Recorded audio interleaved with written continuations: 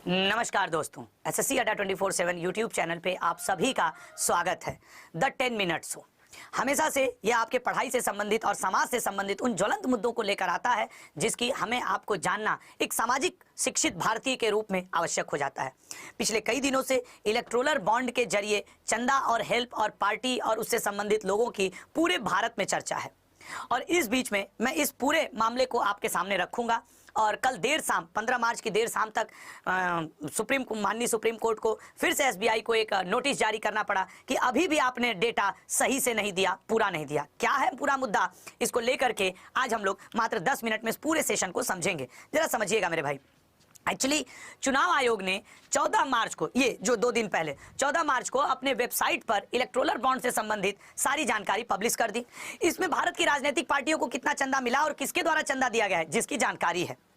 हालांकि ये जो जानकारी एसबीआई ने 14 मार्च को दे दी, जब सुप्रीम कोर्ट कह रहा था कि आप ये जानकारी दीजिए तो एसबीआई ने 30 जून तक का समय मांगा था। लेकिन जब एसबीआई को फटकार लगी सुप्रीम कोर्ट की तरफ से माननीय, तो एक ही दिन में उन्होंने उपलब्ध करवा दिया, क्योंकि सुप्रीम कोर्ट ने कहा कि ये सारा डाटा तो आपके मुंबई ब्रांच में रखा हुआ है, तो मंगा करके दीजिए। 11 मार्च की बात है जब सुप्रीम कोर्ट ने सुनवाई के दौरान एसबीआई के इलेक्टोरल बॉन्ड की जानकारी को मैच कराने के लिए एसबीआई ने कहा कि हमें 30 जून का समय चाहिए। सुप्रीम कोर्ट ने मना कर दिया, बोला नहीं, 12 मार्च तक सारी जानकारी चुनाव आयोग को दीजिए। फिर क्या था, फिर लोग लग गए कि भैया चलो जुटाते हैं। आनंद फानन में एसबीआई ने भी ये जानकारी जुटाई और 15 मार्च तक का डेट दिया गया और उसने 14 मार्च को ही इलेक्शन कमीशन को ये पकड़ा दिया कि ये है इलेक्टोरल बॉन्ड का पूरा डाटा, किसको कितना चंदा मिला। लेकिन इस बीच में ये जो पूरा मामला सुन रहे हैं उनमें 5 जज हैं, जिसमें हमारे chief justice of India DY Chandrachud ji और 4 अन्य जज हैं। ये आपके लिए एग्जाम और जानकारी के लिए इंपॉर्टेंट बनेगा कि 5 जजों की पीठ है जिसकी अध्यक्षता DY चंद्रचूड़ जी कर रहे हैं। अब इस पूरी ये टीम यहाँ आपके साथ नाम के साथ मैंने दे दिया है।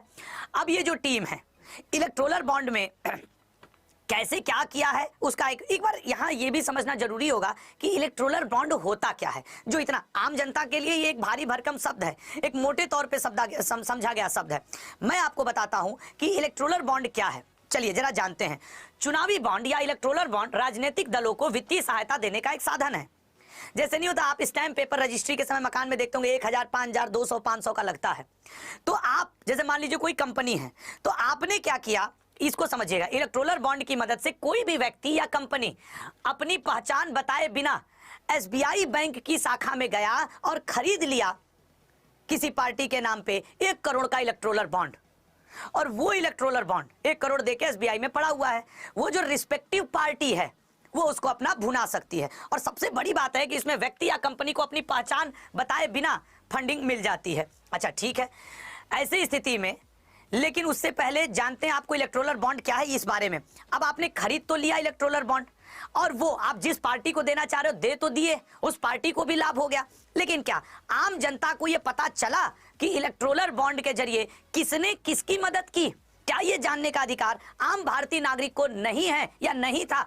इसी पूरे मुद्दे को सुप्रीम कोर्ट ने संज्ञान में लेते हुए इलेक्शन कमीशन के माध्यम से रिपोर्ट पब्लिश करने के लिए कहा कि जल्दी से जल्दी बता दो। आप ये पीछे का बैकग्राउंड भी पढ़ सकते हैं और पीडीएफ भी दे दूंगा, देख। जल्दी से जल्दी बता दो कि किस पार्टी को कितना इलेक्टोरल बॉन्ड के जरिए चंदा मदद पहुंचाई गई। ये 15 फरवरी का फैसला है सुप्रीम कोर्ट का और इलेक्टोरल बॉन्ड को असंवैधानिक भी करार दे दिया। अब इस बीच में सुप्रीम कोर्ट से डांट खाने के बाद जो एसबीआई है 750 प्लस पेज का 2 सेट दी।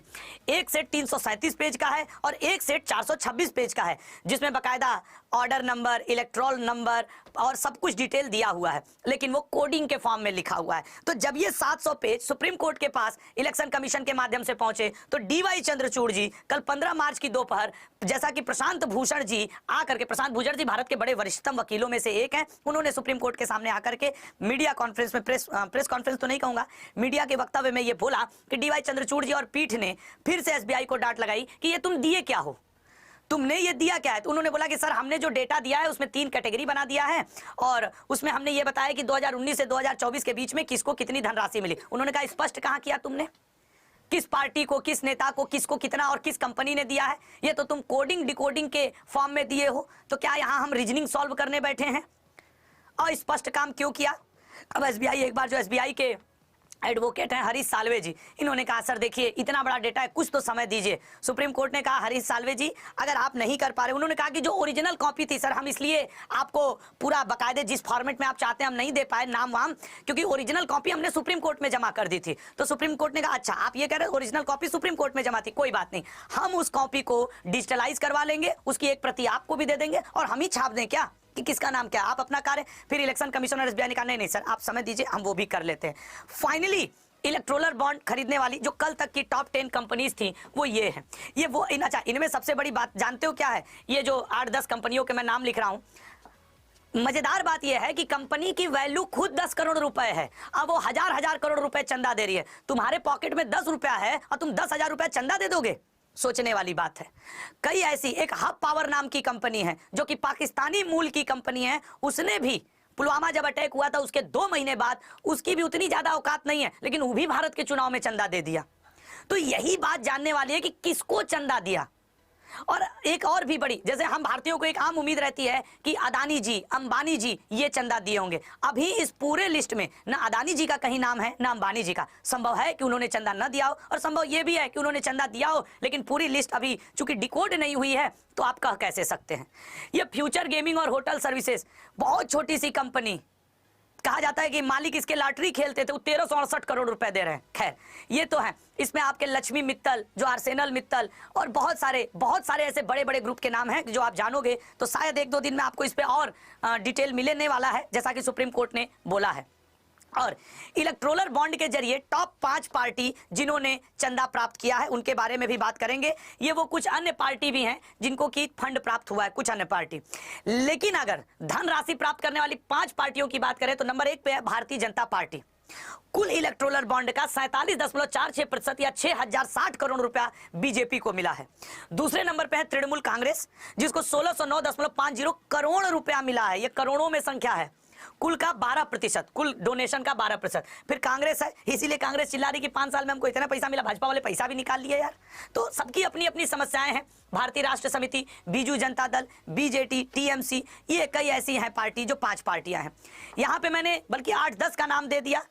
आम आदमी पार्टी भी अपना 65 करोड़ तो ला ही ली है। आरजेडी, भाजपा नंबर टॉप कर रही है।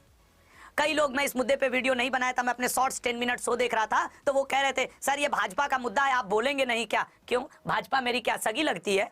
ये क्या मेरे मौसा लोगों की पार्टी है, मेरी पार्टी है? अरे नहीं, मैं बस ये चाह रहा था कि जिस दिन ऑथेंटिक डेटा आ जाए उस दिन बात हो। वो तो व्यूज वाली बात होती है कि रोज नारा लगाओ हाँ ये हुआ वो हुआ। अरे आज डेटा आया है ना तो आज वीडियो करेंगे ना। हाँ यूट्यूब के जरिए हमको व्यूज चाहिए तो फिर हम रोज इसी बात को घुमा घुमा के बोलेंगे। तो वो लोग जो ये कहे थे कि आशुतोष सर आपने द 10 मिनट शो नहीं किया इस मुद्दे पे, उनको मैं कहना चाहता हूं जब ऑथेंटिक डेटा आ जाए तब सुना करो, ना आया करे तो थोड़ा शांत रह लिया करो, ठीक है? नहीं तो अगर तो आपके पास व्यर्थ का समय है तो यूट्यूब पे हजारों वीडियोस पड़ी हैं, आप उसको जाके देख सकते हैं। चलिए अगले पॉइंट पे आएंगे। तो ये सब रहा। अच्छा, चुनावी बॉन्ड खरीदने वाली अन्य कंपनियों में अगर आप देखें तो ग्रासिम, डीएलएफ, लक्ष्मी मित्तल की company, Keventer, Sun Pharma, DLF, PVR, Birla, Bajaj, Jindal, SpiceJet, IndiGo, Goenka आदि शामिल हैं। ये वो कंपनियां हैं जिन्होंने इलेक्ट्रोलर बॉन्ड को खरीदा और पार्टियों को लाभ पहुंचाया और स्वयं भी लाभ लिया। अब जानते हैं उस बिजनेस हाउस की जिन्होंने इलेक्ट्रोलर बॉन्ड में काफी चौंकाया है। सबसे ज्यादा चौंका दिया अडानी ग्रुप, रिलायंस इंडस्ट्रीज ने। मजेदार बात यह है कि पूरे लिस्ट में अडानी ग्रुप और रिलायंस इंडस्ट्रीज का नाम नहीं है। दोनों संभावनाएं हैं, एक तो ये कि इन्होंने न लिया हो इलेक्ट्रोलर बॉन्ड, एक तो ये कि एक इलेक्ट्रो, और दूसरा ये कि अभी पूरी लिस्ट खुल के तो आई नहीं है। हो सकता है जो कल शाम 15 मार्च की शाम हरीश साल्वे जी को और एसबीआई को सुप्रीम कोर्ट ने कहा है कि इसका डिकोड करके दो, वो खुलने के बाद नाम आवे, ये भी एक संभावना है। तो पॉजिटिव निगेटिव दोनों चीजों को देख करके चलना चाहिए। उसके बाद ज्यादातर लोग कहते हैं ये बीजेपी की सहयोगी सरकार है, लेकिन इन दोनों सहयोगी हैं लेकिन इनका कहीं नाम नहीं है। अब ये देखने वाली बात होगी कि आगे के लिस्ट में नाम आता है कि नहीं आता है। हाँ, और अपने से कयास मत लगाया करिए, ठीक है? ये भी एक बड़ी भ्रम की स्थिति हो जाती है, लोग अपने से प्रेडिक्शन करने लगते हैं। अरे रिजल्ट तो आने दीजिए, माननीय सुप्रीम कोर्ट पे तो भरोसा रखिए। हमारे आपकी बातों पे भरोसा ना हो, लेकिन हमारी महामहिम जो कोर्ट है उसके ऊपर तो हमें निश्चित तौर पे भरोसा है, यकीन है और बना रहेगा। एसबीआई ने अपनी रिपोर्ट में बताया कि डेटा 1 अप्रैल 2019 से 15 फरवरी 2024 के के बीच का है और ये राजनीतिक दलों को इतने चुनावी बांड खरीद की गई है और इतना उसमें से रिडीम भी किया गया है। 22,217 में से 22,030 रिडीम भी हो गया है। 187 बांड को रिडीम नहीं किया गया है, प्रधानमंत्री ने नेशनल रिलीफ फंड में ट्रांसफर किया गया है, ठीक है ना। तो चलिएगा, तो अच्छा जो रिडीम नहीं किए गए हैं बस वही प्रधानमंत्री रिलीफ फंड में दिए गए कि भैया इससे देश का भला कर लीजिए। ये 187 जो है ये रिडीम नहीं किए गए हैं, ठीक है ना, बाकी नहीं गए प्रधानमंत्री नेशनल रिलीफ फंड में।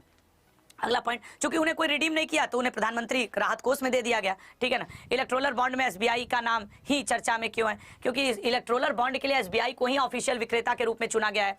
एसबीआई के अलावा कोई अन्य बैंक इलेक्ट्रोलर बॉन्ड को नहीं बेच सकता है।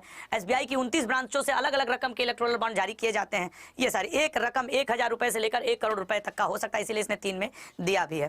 खैर, अभी भी मैं इस पर यह कहूंगा कि अभी भी एक रिपोर्ट जो सबसे अहम होगी वो आनी बाकी है और फिर हम लोग देखेंगे कि अन्य स्थिति ये राजनीतिक परिदृश्य भारत का क्या बनता है। तो थैंक यू सो मच, अपना और अपनों का ध्यान दीजिएगा। जय हिंद, जय भारत।